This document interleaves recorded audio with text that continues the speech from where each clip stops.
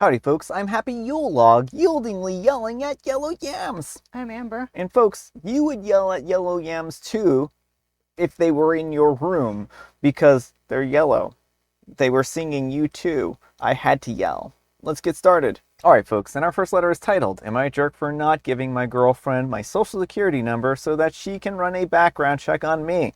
I'm a 27-year-old male and I've been in a relationship with my girlfriend, a 31-year-old female, for almost a year now. This evening, she sat me down and said that she needs to have a serious conversation with me, and she asked for my social security number. I said absolutely not. Why would you need that? And she told me about her ex-boyfriend that was basically living a double life. He had a bunch of criminal charges in his past that he had never told her about, and eventually exposed her to some sketchy and dangerous behavior before she broke things off after he cheated. I said, okay, thank you for telling me that, but what does that have to do with my social security number? She said, ever since then, she's had her friend that works for the federal government run a background check on people to make sure they're safe, and because our relationship is progressing, she needs to know that I'm a safe partner for her, so she wants my social security number to check my criminal history. Now, for the record, I don't even have a parking ticket. I'm a nerd and a gym rat, so all I do is work out and go to school, play Dungeons and Dragons, come home, watch anime, rinse and repeat. So I don't care about background checks. She won't find anything. But I'm not giving out my social security number. I don't feel comfortable enough providing her with that information. When I said that, she got upset and said that I don't understand what women go through and it's about safety. And I admitted she's right. I have no idea what women go through, but that doesn't mean that I'm giving out my social security number to a complete stranger. She said that he isn't a stranger and he's one of her best friends and married to a close friend of hers. And I said, honey, that's great, but I don't know him. I don't trust him because I don't know him. That's my information you're asking for. You can trust him with your personal information if you want, but no one I know is getting my social security number or critical details. It's just not happening. And she said that our relationship isn't going to be able to progress unless I give him my social security number because she needs to know that she is safe and that she's offended that I don't trust her friends. And I got up and I left at that point and I told her that I respect her concerns, but her past trauma doesn't give her the right to try and strong arm me into giving out sensitive information to someone that I don't know just because he works for the federal government and he has access to a database.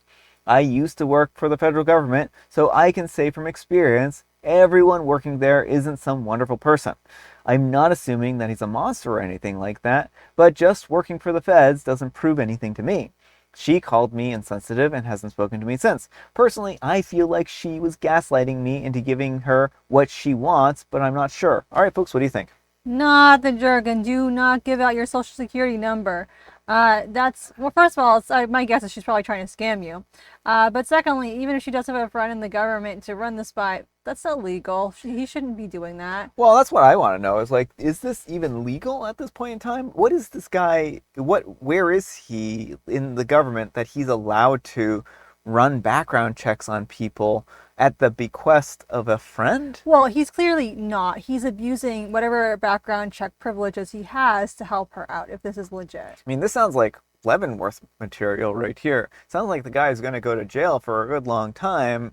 Yeah, I don't trust this. Like, and the thing is, like, for me, unless like this is his job and he's allowed to do this, telling me that you want to give my social security number to someone who's committing felonies for you doesn't give me warm fuzzies. No, it doesn't. Like, pretty much do not give your social security number out to anyone unless it's the government requesting it. You know? Like, yeah, there are some documents you have to file it on, and if you're filing like joint taxes with a spouse, yeah, they're doing taxes, you can give them your social security number. But in general, do not give people your social security number. Well, and I also want to say that while I could understand her wanting to run a background check, that doesn't require OP to give up their social security number, right? And certainly, like, there are places that will run background checks for you. Yep. You can give them the information and they'll go ahead and clear you or give you a report or something like that. And so if she wants to do that, that's fine. Work through legal channels. Well, yeah. Well, and I just read an update to this one where basically he offered to pay for a background check from a background check service of her choice as long as he didn't have to get about his social security number. And she just flat out refused and said, it has to be my friend. I trust him. Yeah. So if that's the case, then this feels more and more like a scam because why would you refuse that kind of offer at this point in time? Like a legitimate background check service is going to do just as good of a job as this rando on a federal computer, if not a better job. But let me know what you folks think. So anyhow, take care and good luck.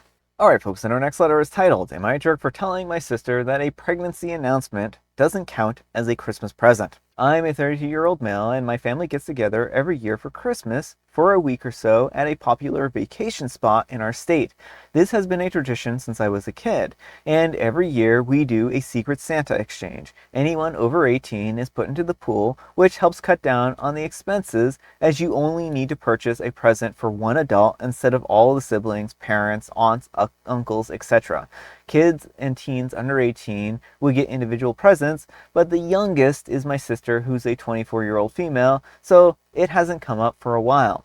My sister Heather, a 24-year-old female, is the one who had my name this year. She gave me a positive pregnancy test wrapped up to look like a DVD set of my favorite show. I unwrapped it and I congratulated her, but I was curious about what happened to the DVDs. I thought maybe she had them set aside since she had the packaging for the box set. She got mad and told me that her present to me and the family was the pregnancy and that she didn't have all the DVDs. I told her that I was happy for her, but I felt a little cheated. The Secret Santa presents are supposed to be either handmade or between $50 and $100, so they're usually high quality presents. Also, Heather didn't tell any of us that she was trying to get pregnant, she isn't married, and we don't love her boyfriend. So it was kind of mixed news anyways. I get that she was trying to be cute, but am I the jerk for expecting the DVDs as a real present? Her present from my aunt was a $100 gift card to a spa that she loves. For reference, my parents think that I should just be happy that there will be a niece or a nephew, but it still doesn't seem fair, and I just don't think that a niece or nephew in 6 months counts as a Secret Santa present. All right, folks, what do you think? No, not the jerk. The only person that might be an acceptable present for is the father of said child. Yeah. Like, you don't give sticks you peed on to anyone else. Yeah. Like, and how is this a present to OP? Like, if I were OP, I'd be like, okay, when do I collect the baby? Like, she's not literally giving you anything. Like, congratulations, I'm having a baby. This is your gift. How? Your brother is a warlock and he expects the donation of your firstborn child so that they can bring them into the fold of whatever, magic school that they're doing. This is how it goes. This is like all the fairy tales. This is the start of them. Well, like, can you imagine any other life event? Oh, I got a new job. Like, here's my resume. Yeah, like, I think people would see that very easily see that that's not okay. And she's just doing the exact same thing. Like, this is a milestone for her. It's not a milestone for OP. Yeah, that's where I really have a problem with this. I don't think that OP is in the wrong here for being upset with this. This is a very odd gift, and it would have been maybe minorly better if it had been the DVDs at that point in time. It would have made a little bit of a difference, but I think I would have just been weirded out if someone had given me that as a present, right? Yeah, same. But let me know what you folks think. So anyhow, take care and good luck. And Nefarious Fresh 24 says, congratulations, you won free babysitting duties for the next 14 to 16 years. As part of this gift exchange, you get to help feed the baby, change the baby, take care of the baby when she needs to go to the spa. You get to spend time and money because your sister decided that protection was for suckers. And well, the gift might actually be handmade if she got, we won't finish reading the rest of that comment. Not the jerk.